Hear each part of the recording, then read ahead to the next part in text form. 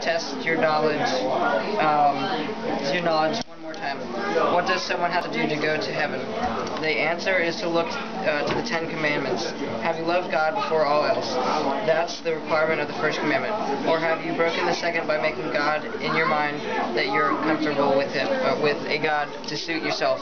Something the Bible calls idolatry. Have you ever used God's name in vain? Have you always honored your parents implicitly and kept the Sabbath day holy? Have you hated someone? The Bible says whoever hates his brother is a murderer. The seventh is, you shall not commit adultery. But Jesus said, whoever looks upon a woman to lust after her has committed adultery, and with her already in his heart. The seventh commandment includes sex before marriage. Have you ever looked with lust or had sex outside of marriage? Have you ever stolen or lied? On Judgment Day, will you be found to be innocent or guilty? Have you, or heaven or hell? The Bible warns that all liars, thieves, fornicators, and adulterers will end up in hell. But God Himself made a way for you to be forgiven. Jesus suffered and died on the cross to satisfy the moral law. For God so loved the world that He gave His only begotten Son, that whoever believes in Him shall not perish but have everlasting life.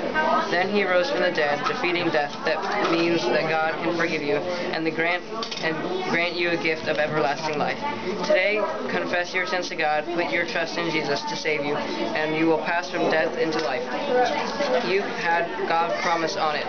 Pray something like this: Dear God, today I turn away from all my sins, and then name them, and I put my trust in Jesus Christ alone as my Lord and Savior. Please forgive me, change my heart, and grant me your gift of everlasting life. In Jesus' name I pray. Amen. The sincerity of your prayer will be evident by your obedience to God's will. So read His Word, the Bible, daily and obey what you read. Then go to livingwaters.com and click on Save Yourself Some Pain, Revelation 21:8 and 1 Corinthians 6:9-10. Amen.